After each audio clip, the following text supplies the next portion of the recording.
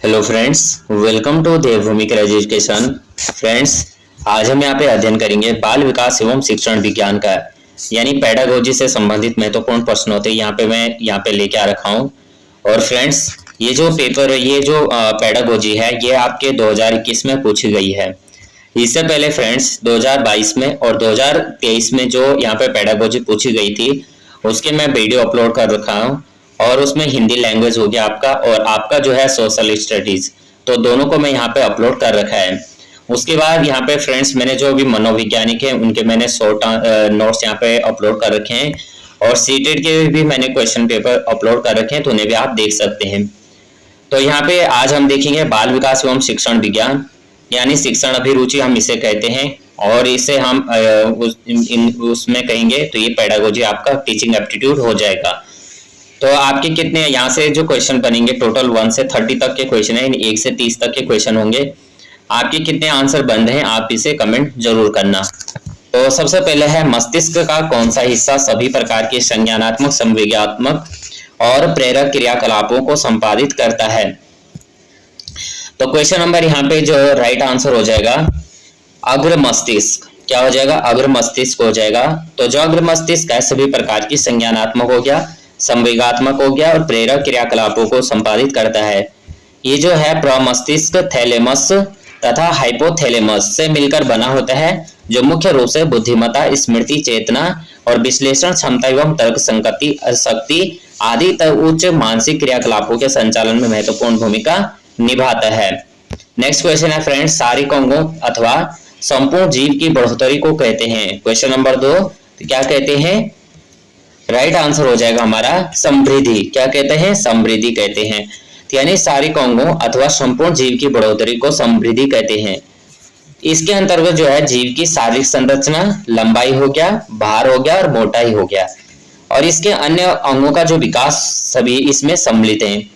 अब इसमें जो वृद्धि की प्रक्रिया है वो आंतरिक और बाह्य दोनों रूप में होती है और एक निश्चित आयु तक होती है। आपने देखा होगा कि जो आयु है, आयु तो क्या होती है, यानी जब तक जो जीवित रहता है उसकी आयु क्या होती है? बढ़ती रहती है। लेकिन जो आपकी हाइट है, तो हाइट आपका क्या होता है? कुछ समय तक बढ़ती रहती है। यानी जैसे आपने देखा होगा कि पहले जो है छोटे बच्चे रहते हैं और धीरे धीरे जो आयु आपको दिखती है तो 14-15 साल में एकदम से बढ़ती है और फिर उसके बाद जो है 18 से और किसी किसी की जो है 21 साल तक जो है हाइट बढ़ती रहती है। लेकिन उसके बाद आपने देखा होगा जो आयु रहती है स्थिर हो जाती है, रुक जाती है। नहीं तो अगर आपने देखा होगा इस तरह से हाइट बढ़ती रहेगी तो हाइट क्या हो जाएगी? एकदम ज्यादा हो जाएगी। जिस तरह से आयु बढ़ती है तो उस तरह से हाइट नहीं बढ़ती है। तो हाइट क्या हो जाती है? एक समय के बाद पश्चात क्या हो जाती है? स्थिर हो जाती है। तो यहाँ पे जो है जो वृद्धि होती है वो आंतरिक और बाह्य दोनों रूपों में होती है, जिसकी निश्चित आयु होती है और जिस पर जो है वंशानुक्रम एवं वातावरण पर दोनों का प्रभाव पड़ता है। नेक्स्ट क्वेश्चन कर लेते हैं, स्मृति की अवस्था मॉडल के अनुसार निम्नलिखित में से कौन सी स्मृति प्रकार नहीं है? तो स्मृति का प्रकार कौन सा नहीं है? क्वेश्चन नंबर 3, कौन सा नहीं है? कार्यकारी स्मृति नहीं है। बाकी कौन से है? संवेदी स्मृति, दीर्घकालिक और अल्पकालिक स्मृति है। तो स्मृति की जो अवस्था है ये मॉडल के अनुसार स्मृति के प्रकार जो है संवेदी स्मृति, प्रतिचित्रात्मक स्मृति, अल्पकालिक स्मृति एवं दीर्घकालिक स्मृति है, जबकि कार्यकारी स्मृति इसका एक प्रकार भी नहीं है। सामान्यतः स्मृति चिन्हों को संचित करने की अवधि जो है आधार मानकर स्मृति को वर्गीकृत करने के लिए शुभारंभ 1985 में मनोवैज्ञानिक हर्मन इबिंगहॉस द्वारा किया गया था।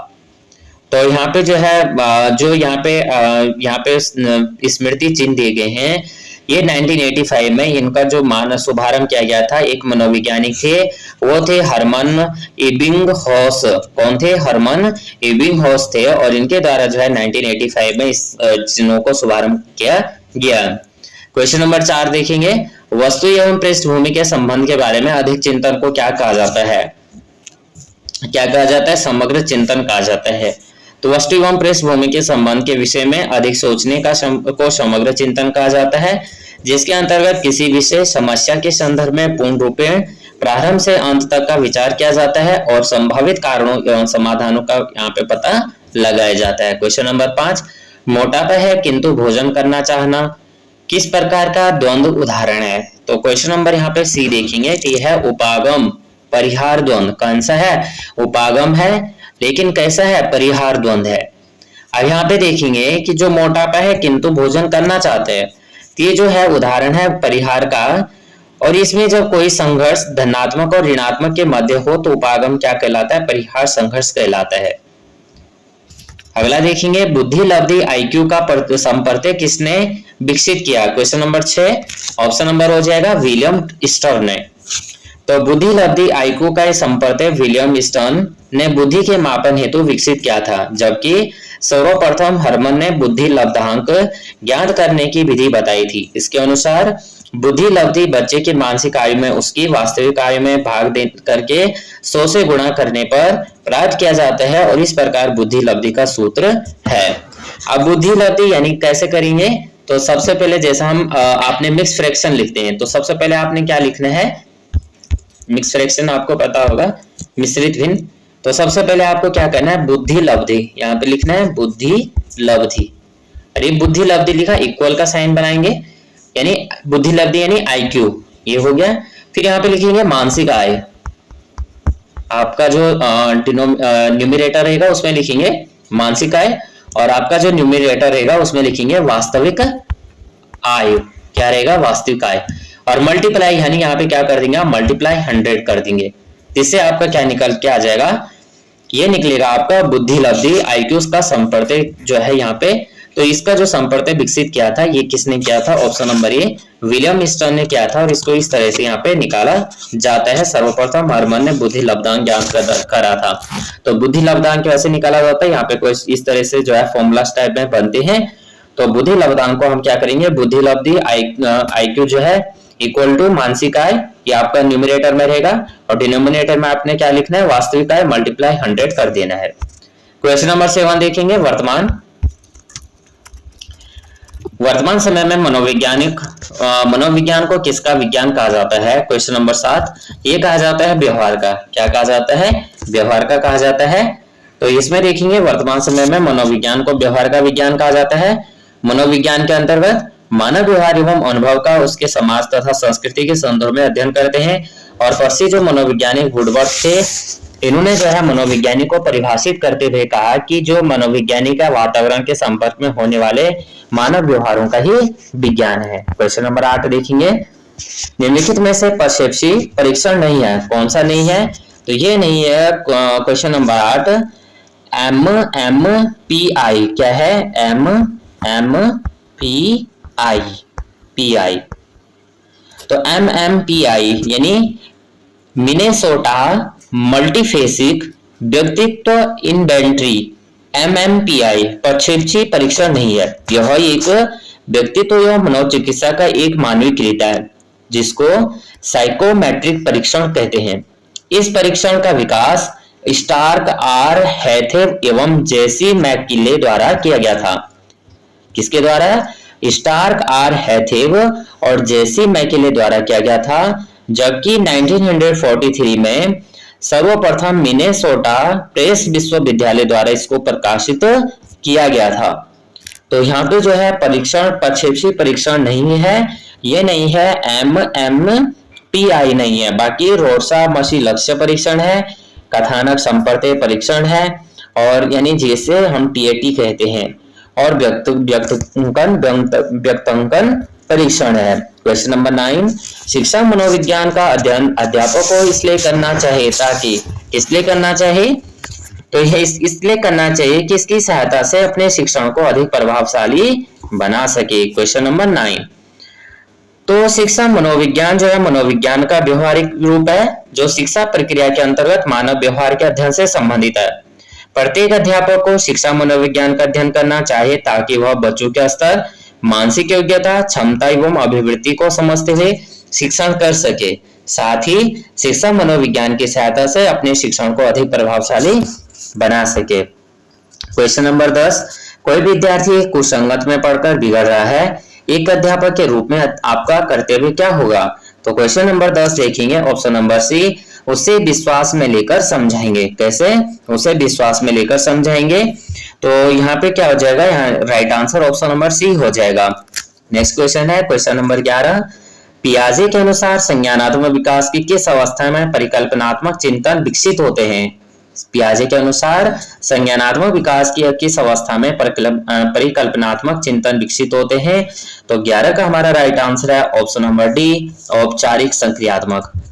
अब इसके बारे में जैसे फ्रेंड्स यहाँ पे पियाजे हो गया, आप इनके बारे में अगर आपने देखना है तो मैंने यहाँ पे प्लेलिस्ट बना रखी है, इनके बारे में मैंने शॉर्ट नोट्स भी अपलोड कर रखे हैं, और तो आप इन्हें हैंड रिटन नोट्स हैं, आप इन्हें देख सकते हैं।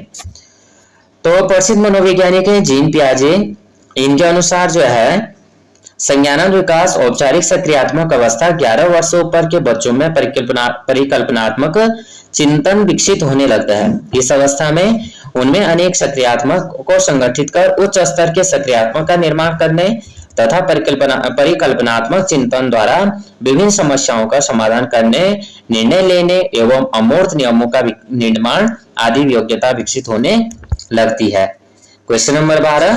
एक बुद्धि परीक्षण पूर्णतः अशाब्दिक या अवाचिक अथवा पूर्णतः निष्पादन परीक्षण हो सकता है। इसके अंतर्गत अतिरिक्त कोई बुद्धि परीक्षण इन तीनों प्रकार के परीक्षणों के एकांश का मिश्रित रूप भी हो सकता है। यह कथन कैसा है? तो क्वेश्चन नंबर 12 हो जाएगा सत्य कथन है। एक बुद्धि परीक्षण पूर्णतः जो है शाब्दिक, पूर्णतः अशाब्दिक या आवचिक अथवा पूर्णतः निष्पादन हो सकता है। इसके अतिरिक्त कोई बुद्धि जो है परीक्षण तीनों प्रकार के परीक्षणों के एकांशों का मिश्रित रूप भी हो सकता है। तो राइट आंसर हमारा हो जाएगा option number A. Question number अगला देखेंगे 13। व्यक्तित्व को अधोलिखित विशेषताओं के द्वारा स्पष्ट किया जा सकता है, कैसे? तो इसको देखेंगे हम 13 में। तो सबसे पहले इसके अंतर्गत जो है शारीरिक और मनोवैज्ञानिक दोनों ही घटक होते हैं। किसी विशेष व्यक्ति में विशेष व्यवहार के रूप में इसकी अभिव्यक्ति जो है पर्याप्त रूप में अन्य होती है, और इसकी जो प्रमुख विशेषता है वो साधारणतः समय के साथ परिवर्तित नहीं होती है। निम्नलिखित में से जो है यहाँ पे कौन सा संबंधित है? तो राइट आंसर हमारा हो जाएगा ऑप्शन नंबर डी। अगला देखेंगे, यहाँ पे आप थोड़ा इसको देख लेते हैं। तो व्यक्तित्व जो है विविधशील गुणों का एक ऐसा गत्यात्मक संगठन है जिसमें शारीरिक मनोवैज्ञानिक दोनों घटक इसमें सम्मिलित होते हैं। प्रत्येक जो व्यक्ति है इसमें विशेष रूप से व्यवहार के अलग सी अभिव्यक्ति प्रायः अनन्य होती है। साथ ही व्यक्ति की इसमें जो है प्रमुख विशेषताएं साधारणतः समय के साथ साथ क्या होते हैं? परिवर्तित होते हैं और जीवन में आजीवन बनी रहती हैं। क्वेश्चन नंबर यहाँ पे 14। गाल को छूने पर सिर न घुमाना एवं मुख खोलना नवजात शिशु में उपस्थित किस प्रकार के प्रतिवर्त के अंतर्गत आता है? तो यानी यहाँ पे कह रहा है कि गाल को, जैसे आपने देखा होगा बच्चों को हम क्या करते हैं, अगर उनके गाल को छूते हैं तो वो क्या करते हैं? अपना मुंह खोलते हैं। तो ये क्या है? ऑप्शन नंबर ए हो जाएगा रूटिंग। तो गाल को छूने और सिर को घुमाना एवं मुख को खोलना नवजात शिशु में उपस्थिति रूटिंग प्रतिवर्त के अंतर्गत आता है। इसके अंतर्गत किए जाने वाली क्रियाएं अपेक्षित और सामान्य प्रतिवर्त क्रियाओं का संचालन होता है। Question number 15। निम्नलिखित में से कौन सी किशोरों की एक प्रमुख चुनौती नहीं है? नहीं है मैं क्या बताना है, नहीं है पूछ रहा है। तो क्वेश्चन नंबर 15 देखेंगे, ऑप्शन नंबर क्या हो जाएगा? डी हो जाएगा, असुरक्षा एवं निर्भरता। और यहाँ पे कैसा पूछा गया? नहीं पूछा गया, यह हमें ध्यान देना है, प्रमुख चुनौती नहीं है। बाकी अपचार है, आहार ग्रहण संबंधी विकार है, मादक द्रव्यों का दुरुपयोग है। इसी एज में आपने देखा होगा कि जो भी बच्चे यहाँ पे इसीलिए कहा जाता है जो किशोरावस्था होती है, इसमें जो है तूफान का एज भी कहा जाता है। और इसी एज में जो है बच्चे जो है काफी संभल भी जाते हैं और काफी इसमें बिगड़ भी जाते हैं। तो यहाँ पे देखेंगे कि जो किशोरावस्था में किशोरों को अपचार, रुचियों में परिवर्तन, स्थिरता, स्वतंत्रता, विद्रोह भावना, स्थिरता, इस तरह का समायोजन करने की अभाव, मादक द्रव्यों का दुरुपयोग, आहार ग्रहण संबंधी विकार आदि इनमें चुनौतियों का सामना यहाँ पे करना पड़ सकता है, किंतु असुरक्षितता और निर्भरता इस अवस्था की कोई यहाँ पे चुनौती नहीं होती है। Question number 16। प्राणियों की ऐसी अनुक्रियाएं जो उन्हें पीड़ादायक उद्दीपकों से छुटकारा दिलाती है या उनसे दूर रहने और बच निकलने के लिए पथ प्रदर्शन करती है। किस प्रकार का प्रबलन प्रदान करती है? तो क्वेश्चन नंबर 16 का राइट आंसर हमारा हो जाएगा ऋणात्मक प्रबलन। तो यहाँ पे जो प्राणियों की ऐसी अनुक्रियाएं जो उन्हें पीड़ादायक उद्दीपकों से छुटकारा दिलाती है, उनसे दूर रहने और बच निकलने के लिए पथ प्रदर्शन करती है, वो कैसी होती है? ऋणात्मक प्रबलन कहलाती है।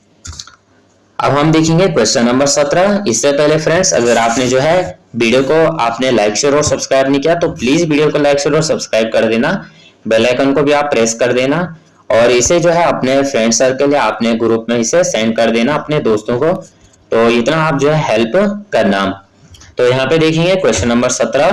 तो क्वेश्चन नंबर 17 यहाँ पे देखेंगे, तो किसके द्वारा कौशल अधिगम की प्रक्रिया 3 चरणों में होती है? संज्ञानात्मक, साहचर्यात्मक तथा स्वायत्त। क्वेश्चन नंबर 17 ऑप्शन नंबर ये फिट्स क्या हो जाएगा? तो प्रसिद्ध जो मनोवैज्ञानिक फिट्स के अनुसार कौशल अधिगम की प्रक्रिया 3 चरणों में होती है, जो संज्ञानात्मक, साहचर्यात्मक एवं स्वायत्त कौशल अधिगम गुणात्मक रूप से कई चरणों से गुजरता है। किसी कौशल को प्रत्येक कर्मिक प्रयास के साथ निष्पादन निर्बाध होता है और निष्पादन करने में प्रयास की आवश्यकता भी कम होती है। किस प्रकार के बच्चों का पेशेवर समन्वय तथा हस्त निपुणता अपेक्षाकृत निम्न कोटि का होता है? क्वेश्चन नंबर 18 ये होता है अधिगम अशक्तता। कैसा होता है? अधिगम अशक्तता। तो यहाँ पे देखेंगे अधिगम अशक्तता बच्चों का पेशेवर समन्वय तथा हस्त निपुणता अपेक्षाकृत निम्न कोटि की होती है।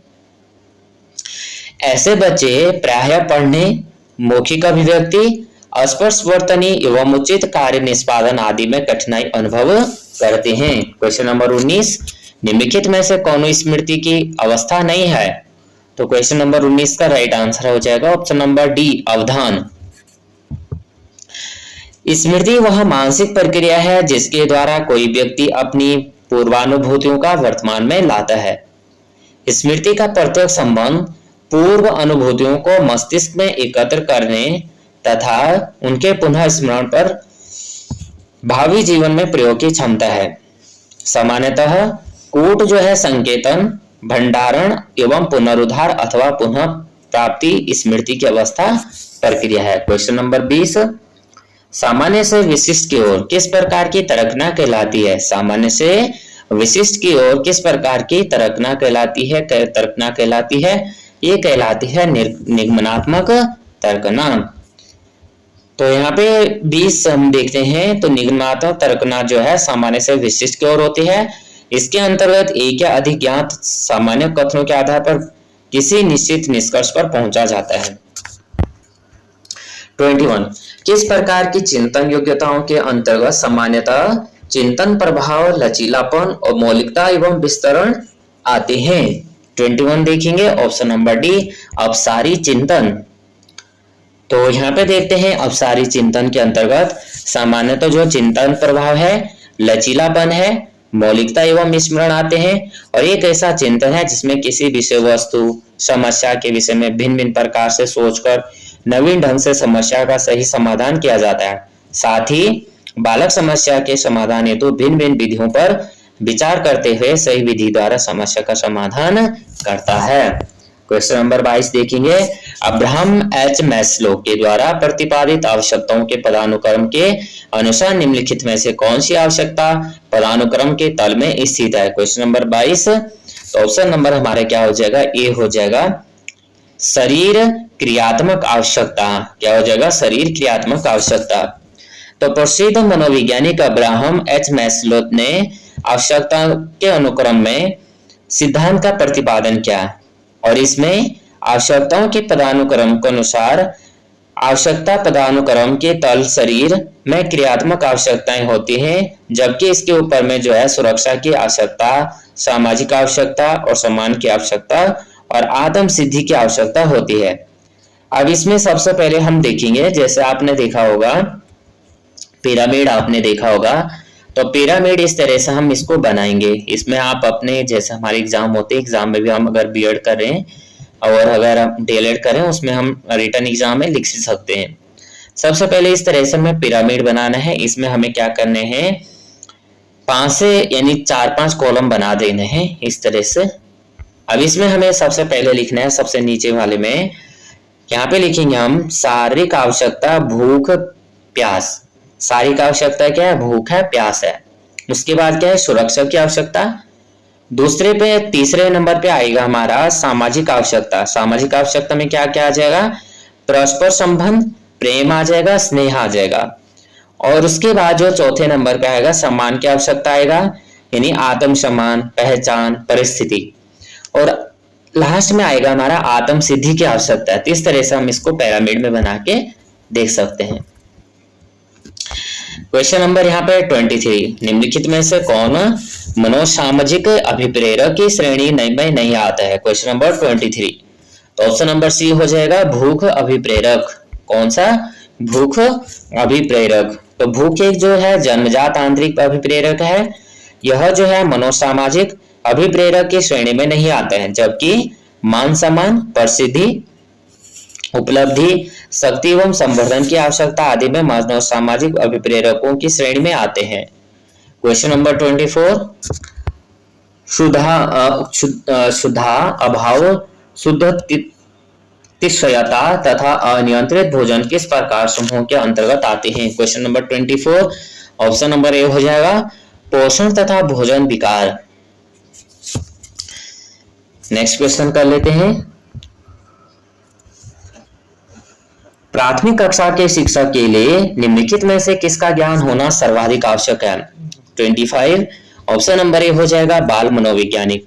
तो प्राथमिक कक्षा के शिक्षक को बाल मनोविज्ञानिक का ज्ञान होना सर्वाधिक आवश्यक है, ताकि वह बच्चों की योग्यता और रुचि स्तर, अभिक्षमता एवं अभिवृत्तियों को समझाते हुए शिक्षण अधिगम प्रक्रियाओं का संचालन कर सके। और इसमें जो है छात्र सक्रिय रूप से भाग लेते हैं और वांछित उद्देश्यों की प्राप्ति यहाँ पे करते हैं। क्वेश्चन नंबर 26, निम्नलिखित में से किसे बाल मनोविज्ञानी के अंतर्गत शामिल नहीं किया जाता है। 26 नहीं किया जाता है, पूछा गया, नहीं पूछा गया तो शिक्षा दर्शन को नहीं किया जाता है। तो बाल मनोवैज्ञानिक मनोविज्ञान की वह शाखा है जिसके द्वारा बालकों के व्यवहार एवं उनके अंतर्मन का अध्ययन किया जाता है। बाल मनोविज्ञान के अंतर्गत बालकों का बाल कल्याण, मनोविश्लेषण एवं मानसिक स्वास्थ्य विज्ञान आदि को सम्मिलित किया जाता है। क्वेश्चन नंबर 27, बाल मनोविज्ञान से अध्ययन किया जाता है, किसका अध्ययन किया जाता है, तो ये किया जाता है बालक के जन्म से पूर्व, गर्भावस्था से लेकर किशोरावस्था तक। तो यहाँ पे जो है बाल मनोविज्ञान की वह शाखा है जिसमें जो है अंतर्गत बालक के जन्म के पूर्व, गर्भावस्था से लेकर और किशोरावस्था तक के मानसिक विकासों का अध्ययन किया जाता है, जहाँ और एक और सामान्य मनोविज्ञान व्यक्तियों प्रौढ़ों के व्यवहार एवं मानसिक क्रियाओं का वर्णन करता है। तो दूसरी ओर बाल मनोविज्ञान बालकों के व्यवहारों एवं मानसिक क्रियाओं का विज्ञान ढंग से समझने का प्रयास करता है। क्वेश्चन नंबर 28, बालक के व्यवहार में परिवर्तन के लिए व्यवहार अध्ययन की किस विधि का सहारा लिया जाता है। Question number 28, option number C हो जाएगा उपचारात्मक विधि। कैसी विधि, उपचारात्मक विधि।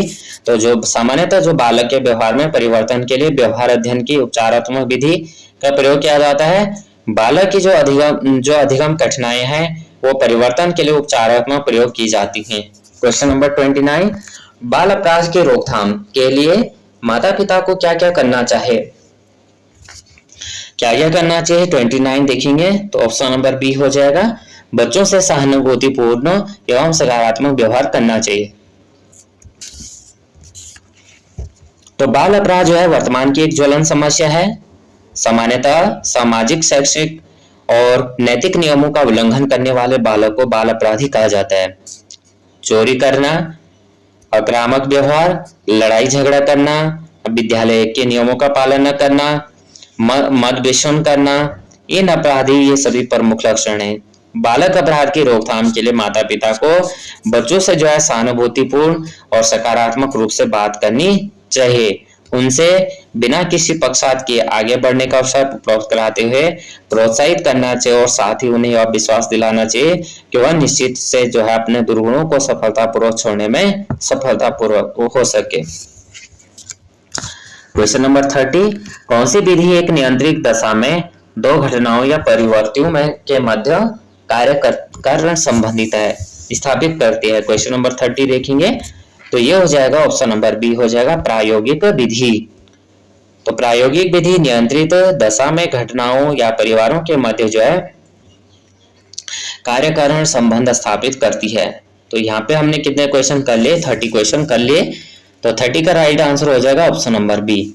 अब आपको फ्रेंड्स कमेंट करना है कि सबसे पहले आपको कमेंट करना है कि आपने जो है कितने आंसर आपको यहाँ पे सही हुए, और दूसरा आपको कमेंट आपको ये करना है कि आपको जो है ये वीडियो हेल्पफुल लगी या नहीं लगी, किस तरह के क्वेश्चन आपको ये लगे। क्योंकि ये जो क्वेश्चन पेपर है फ्रेंड्स ये आपका जो है ओल्ड क्वेश्चन पेपर है। तो यहाँ से हमारे जो है आप मैंने जैसे आप देखेंगे, अगर आपने देखा होगा तो 2022 में 23 में 2022 के और यहाँ पे 2021 के, और इसके बाद भी अन्य अगर मुझे जो है रिस्पॉन्स सही मिलेगा तो मैं अन्य वीडियो भी यहाँ पे जो है अन्य ईयर की भी यहाँ पे वीडियो अपलोड करूंगा। तो उस हिसाब से आप देखेंगे कि आपको काफी क्वेश्चन जो है इन्हीं से मिलेंगे। तो यहाँ पे थोड़ा भी वीडियो आपको हेल्पफुल लगती है तो प्लीज वीडियो को लाइक शेयर और सब्सक्राइब करना। आप चाहे यूटेट दे रहे हैं, चाहे आप जो है सीटेट दे रहे हैं, यूटेट फर्स्ट हो, आपका यूटेट सेकंड हो, या फिर उसके बाद अगर आप डीएलएड का एंट्रेंस भी दे रहे हैं तो उसके लिए भी ये क्वेश्चन बहुत ही बेनिफिशियल है। तो फ्रेंड्स अगर आपने अभी तक चैनल को लाइक शेयर और सब्सक्राइब नहीं किया तो आप चैनल को लाइक शेयर और सब्सक्राइब कर देना, बेल आइकन को प्रेस कर देना। जय हिंद, जय भारत।